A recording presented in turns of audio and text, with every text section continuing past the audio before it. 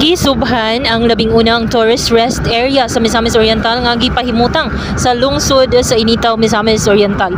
Ang groundbreaking o capsule laying gipangunahan mismo ni Department of Tourism Secretary Maria Cristina Frasco kauban ni Misamis Oriental Governor Peter M. Onabia, 2nd District Congressman Bambi Imano, Initaw Mayor Gagay Akain, DOT Regional Director Maria Elaine Onchuan. Matod ni Secretary Frasco nga dako kayo og tabang ang tourist rest area sa mga turista sa lokal nga komunidad ug panggamhanan nga makatabang sa mga turista nga nagkinahanglan og pahulay samtang galibot suroy sa lalawigan sa Misamis Oriental. Ang atong natukod na tourist rest area sa tibuok Pilipinas miabot na og napo ka buok. Yan na yung maabot na 22 kabuok bill na niini ang atong tourist rest area din sa Initaw, Misamis Oriental.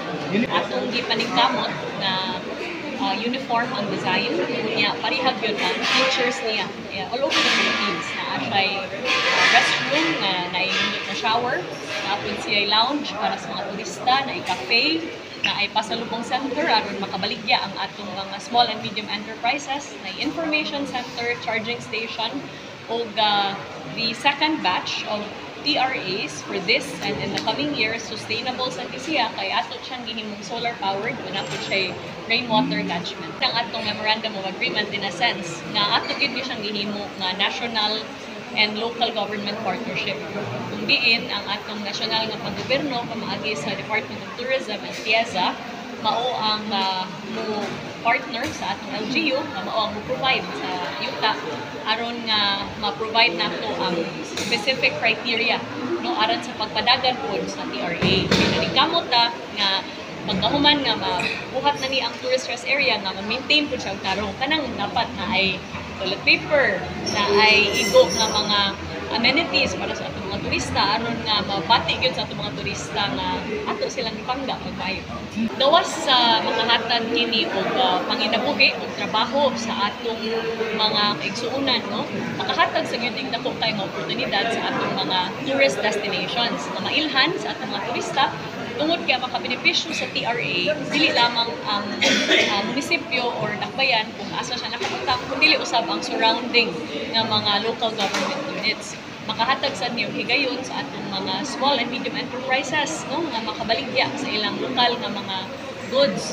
O pinaka-importante sa tanan, makahatag og mas dako pa na livelihood sa atong mga tourism enterprises, kaya mabati sa atong turista nga ato silang gitagaan og importansya. We care for their safety, we care for their convenience, and therefore they will keep coming back again and again. They will spend more and they will patronize the tourism offerings of the area. Dugang usab ni Secretary Frasco nga adunay monitoring team gikan sa Department of Tourism nga mag-surprise inspection sa mga tourist rest area nga natukod kung ila bang namintinar ang kalimpyo ug kahamugaway sa lugar. Secretary, na may monitoring team po ba ang DOT sa mga tourist area na po na build na po? Di ba sabi niyo sa LGU na po yung nagmamanage? Yes. So may monitoring po ba ang DOT sa mga existing tourist area? Yes, we do have a framework for monitoring which we have relegated to our regional offices. So our regional offices of the Department of Tourism conduct surprise inspections sa atong mga tourist rest areas. So naadyo tayo set nga criteria sa kung unsa dapat ang mga available nga mga amenities and all of the accompanying amenities to the facility itself. And ato silang graduhan, no? O minsa to ang mga tourist rest area kaamgo og at least 90% nga grade by the end of the grading cycle, tagaan na to financial incentive or incentive in the form of another infrastructure project. Aron so far yung naagay pirmi toilet paper ang tourist rest area. Pero so far may ilang percent po ba ang mga tourist area po na compliant po sa ganun sa So far, para buyak, fully compliant man ang atong mga inaugurate na mga tourist rest areas, and we have had very positive feedback. And the good thing, is that it's also really helping our MSMEs. Tungod kay ongoing ang ilang pagbaligya sa ilang mga produkto, kunya nakita nato nga nagdagan gyud ang ekonomiya paugsamot sa mga lugar kung asa dapit ang tourist rest area. Ang pamahayag ni Secretary Fresco ato sa groundbreaking and MOA signing sa tourist rest area sa lungsod sa Initaw.